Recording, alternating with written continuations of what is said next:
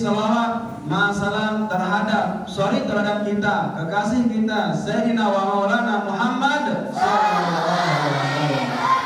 Dengan sama-sama mengucapkan Allahumma sholli wa sallim wa barik. Yang ketiga kali tak lupa kami muliakan, kita muliakan Syekhul Kiram Bapak Al-Mukarram Tuan Guru Kiai Haji Muzhar Bukhari Muslim, yang sama-sama kita muliakan Ma'a Al-Mukarramah Uminda Ustazah Hajjah Muni'ah SPDI, Ma'a Jami'i Auladihi, Ma'a Bapak Al-Mukarram Tuan Guru Kiai Haji Abdul Lalu Manab LC, Ma'a Zawjihi wa ala Jami'i Asrul Kiram Darun Nadwa. Para asatidz dan asatizah, santri wa santriat rahimakumullah. Di mana pada hari yang ke-19 pada bulan Ramadan ini, sambil menunggu waktu azan maghrib berkumandangkan, mari kita dengar bersama, simak bersama kultum yang akan disampaikan oleh salah satu ustaz kita. Dan inilah momen yang terpenting untuk memupuk, untuk memberi makan kolbi kita atau kuluban atau hati kita, di mana manusia itu membutuhkan dua makanan. Pertama, makanan zahir kal masrobi wal makulati, seperti minuman dan makanan. Dan yang kedua, membutuhkan makanan batin, yaitu hati. Makan hati ada dua juga. Pertama, bizikrillah atau mau'izul hasanah, dan kedua yaitu pujian atau semangatan atau perhatian dari orang-orang yang kita cinta, seperti kal abi wal ummi, yaitu bapak dan ibu dan lain sebagainya. Maka dari itu tak banyak kalam yang akan menyampaikan kultum pada tanggal 19 Ramadan ini, yaitu Bapak Al-Mukarram Kak Tuan Al-Ustaz Haji Sabiuddin SH. Pada beliau kami persilahkan.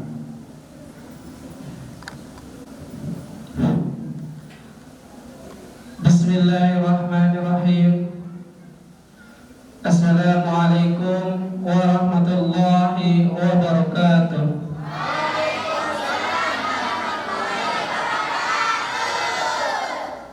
Alhamdulillah, alhamdulillah, alhamdulillahi rabbil alamin. Wassalatu wassalamu ala asyrafil anbiya'i wal mursalin, sayyidina wa maulana Muhammadin wa ala alihi wa sahbihi ajma'in, amma ba'du.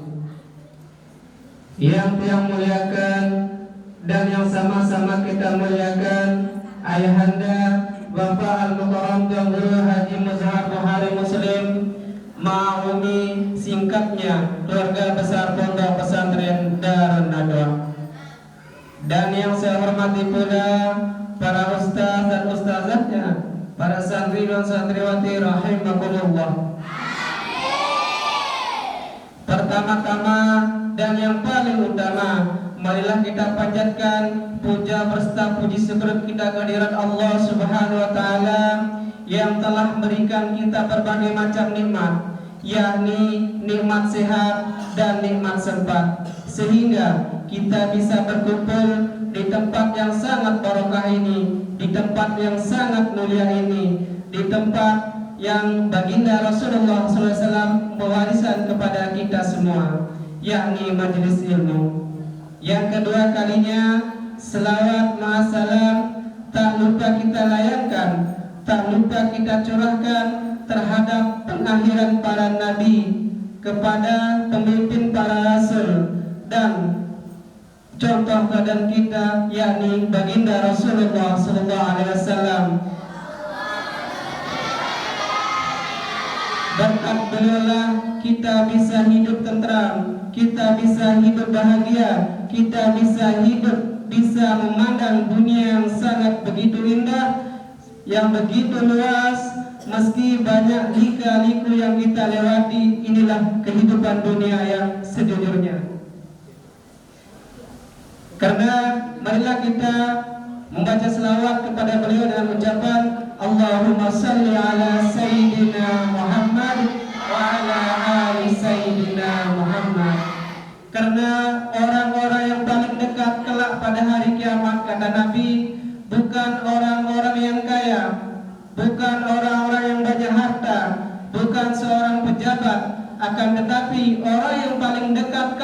dengan Nabi pada hari kiamat ialah orang-orang yang banyak membaca selawat. Awalan nas biyaumal qiyamati aksaru minas sholawati, yakni orang-orang yang paling dekat kelak dengan aku, kata Nabi, orang-orang yang banyak membaca selawat.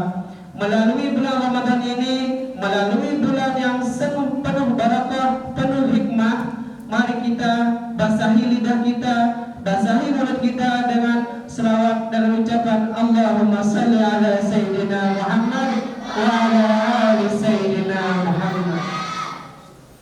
Yang ketiga kalinya, untuk mempersingkat waktu, saya akan menukil hadis baginda Rasulullah sallallahu alaihi wasallam, man azza mu'minan, barang siapa yang menyakiti hati seorang beriman, hati seorang mukmin, hati orang yang beragama Islam, faqad azani, maka ia seolah-olah menyakiti aku, kata Nabi. Man azani, kata Nabi, barang siapa yang menyakiti aku, kata Nabi, faqad azallah, maka ialah seolah-olah menyakiti Allah Subhanahu wa taala. Man azallah, barang siapa menyakiti Allah Subhanahu wa taala, maka tentu orang-orang itu akan ditempatkan di dalam neraka. Allahu Akbar. Melalui bulan Ramadan ini, melalui bulan yang penuh hikmah ini, kita sebagai umat baginda Rasulullah sallallahu alaihi wasallam, kita jaga hati seorang beriman, kita jaga hati saudara-saudara kita, jangan kita sampai menyakitinya, jangan sampai kita memarahinya, jangan sampai membuat saudara-saudara kita marah. Apa memperbuat marah kita, yakni hawa nafsu. Ketika Allah Subhanahu wa taala pada sekarang saat ini, kita sekarang lagi berperang. Inilah perang yang sangat dahsyat, yang sangat besar. Suatu ketika Rasulullah sallallahu alaihi wasallam, beliau pulang dari peperangan. Setibanya pulang, akhirnya Rasulullah SAW bersabda kepada sahabatnya, wahai sahabatku, kita sudah pulang dari perang yang sangat besar, kita akan menuju perang yang begitu sangat besar lagi. Sahabat lalu bertanya, ya Rasulullah, perang apakah itu yang sangat besar? Lalu Rasulullah SAW menjawab, ialah perang melawan hawa nafsu.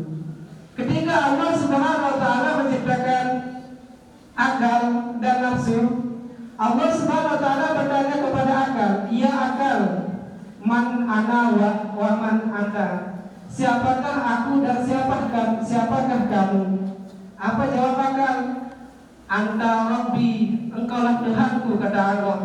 Wa ana abdika, dan aku hambamu, al-daif, yang lemah. Akal mengakui Allah sebagai Tuhannya, dan dia mengakui dirinya sebagai hamba yang lemah, hamba yang penuh kekurangan, hamba yang penuh hina. Ketika Allah Subhanahu wa taala bertanya kepada nafsu, ya nafsu, man ana wa man anta? Siapakah aku dan siapakah kamu? Ana, anta. Nafsu tidak mau menjawab, tidak mau mengakui Allah sebagai Tuhan, dirinya sebagai hamba. Ketiga kalinya ditanya oleh Allah Subhanahu wa taala, tetap jawabannya sama. Ana, anta. Aku, kamu, bukan timbal Allah Subhanahu wa taala.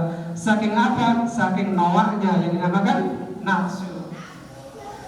Lalu ketika Allah Subhanahu wa taala lalu merendamnya nafsu ini ke dalam api neraka selama 1000 tahun. Lalu diangkat lagi dari api neraka, lalu ditanya lagi oleh Allah Subhanahu wa taala, man ana wa man anta? Saya aku dan saya kamu, kan? Malik Allah Subhanahu wa taala bertanya kepada nafsu, ana, anta, aku, kamu. Lalu Allah Subhanahu wa taala merendam lagi ke api neraka yang dinamakan api neraka itu adalah di mana kalau kita dimasukkan dalam api neraka itu kita bisa kelaparan, sehingga nafsu itu dia tidak sanggup, dia tidak mampu Dia tidak mampu menahan rasa kelaparannya di dalam api neraka, sehingga diangkat oleh Allah Subhanahu wa taala. Lalu ditanya lagi, ana rabbi, ana hamba, engkau adalah Tuhanku. Ketika sudah direndam di dalam api neraka yang dinamakan neraka, di mana dalam itu kita dapat kelaparan, baru dia mengakui Allah sebagai Tuhan dan dia sebagai hamba. Itulah nafsu. Sampai dan santriwati rahimakumullah. Inilah cara kita melawan hawa nafsu untuk kita berpuasa. Bagaimana cara kita melawan nafsu sebagai ilmu ialah kata Rasulullah sallallahu alaihi wasallam, man arada dunya fa'alaihi bil ilmi, man arada akhirat fa'alaihi bil ilmi, wa man aradahuma fa'alaihi bil ilmi. Barang siapa ingin bahagia dunia, maka ialah hendak dengan ilmu. Jadi kita bahagia di dunia ini, kita berpuasa di dunia ini, seolah-olah kita akan bahagia di akhirat kelak.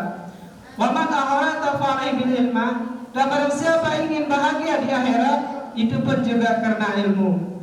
Dan barang siapa ingin berbahagia kedua-duanya, itu pun juga karena ilmu.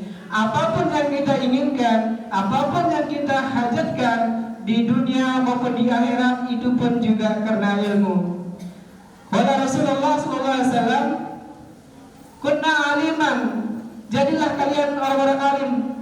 Kita disuruh oleh baginda Rasulullah SAW menjadi orang alim, menjadi orang yang berilmu, menjadi tuan guru, menjadi ustaz. Kita disuruh oleh baginda Rasulullah SAW. Karena orang alim, tuan guru itu adalah pewaris para nabi. Pewarisnya apa? Ilmunya itu berwaris kepada seorang guru. Ditebau jari dengan alim, al-muta'aliman, jadilah kalian pelajar. Ditebau dari jari pelajar itu waktu misal darah waktu menuntut ilmu, al-sami'an, jadilah kalian pendengar. Gira-gira pada lalu ngaji, jari dengan alim ditebau, jari pelajar ditebau, al-sami'an, jadilah kalian orang-orang yang pendengar. Jangan kita jadi yang keempat, yakni orang-orang yang membenci orang alim, membenci ustaz. Janganlah kita jadi seperti itu. Kalau kita sudah membenci ustaz, membenci tuan guru, seolah-olah kita akan benci kepada baginda Rasulullah SAW. Kalau kita sudah benci kepada baginda Rasulullah SAW, ialah seolah-olah kita benci kepada Allah Subhanahu wa taala. Kalau kita sudah menjadi pembenci, menjadi pengkhianat kepada Allah Subhanahu wa taala, maka kita akan dimasukkan ke dalam neraka Allah Subhanahu wa taala.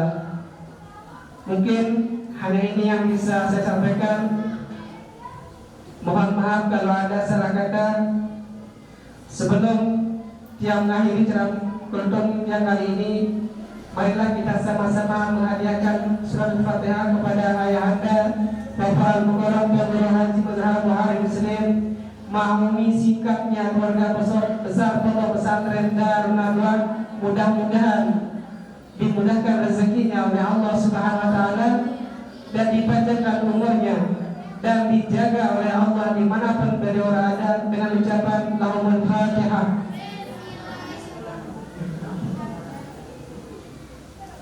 Hadanallahu wa iyyakum ila sabilil falah wa ila darun nadwa wal muwaffiq ila aqwamit thoriq. Assalamualaikum warahmatullahi wabarakatuh.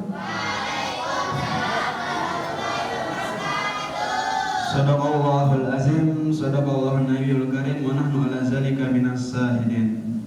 Kunul mustafidan yauman, jadilah kita itu mengambil manfaat. Kenapa? Kalau kita mengambil manfaat, maka kita akan mendapatkan manfaat. Di mana pada sore ini, jika kita dengar bagus-bagus, simak bagus-bagus, kita akan mendapatkan manfaat. Hati kita menjadi lembut, hati kita menjadi tersusun, hati kita sedikit tidak menjadi sadar. Bukankah kita diantar ke pondok ini untuk mengambil manfaat, atau ibu, orang tua, atau keluarga kita menunggu oleh-oleh? Misal salik, semisal daripada yang segitu. Contoh, orang pergi ke Malaysia, ke Saudi, ke Brunei, atau keluar daerah, keluar negeri, diantar oleh semua keluarganya, diantar dengan tangis, dilepas dengan tangis. Namun kenapa dia mengantar keluarganya yang pergi tersebut? Karena demi mencapai sebuah tujuan atau keinginan.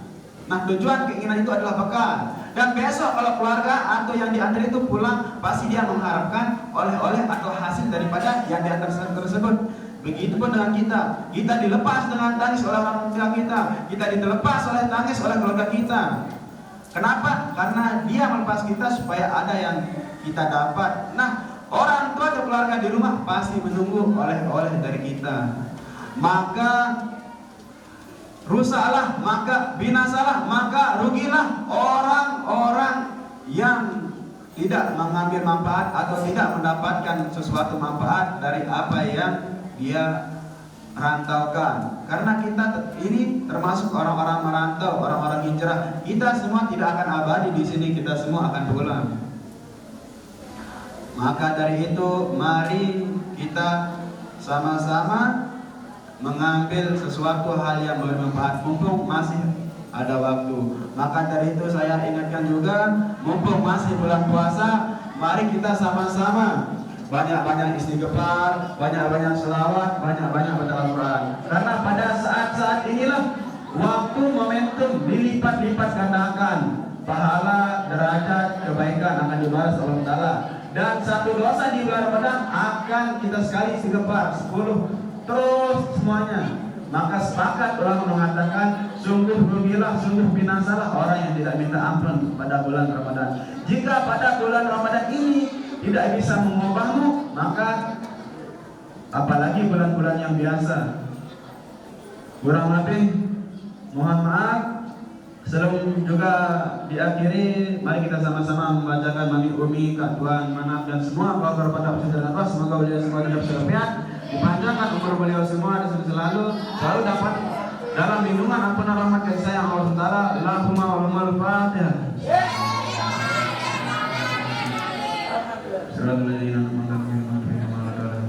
Dan bagi kita semua selalu mendapatkan ampunan rahmat kasih Allah Taala. Semoga kita bisa marifat, selalu mendapatkan hidayah petunjuk. Alhamdulillahirabbil alamin. Mustaqim. Shiratal ladzina an'amta alaihim. Amin. Hadana Allah yakum ila sabilil falah wa ila darin nadwa wal muwaffiq lil aqwamit thariq. Assalamu alaikum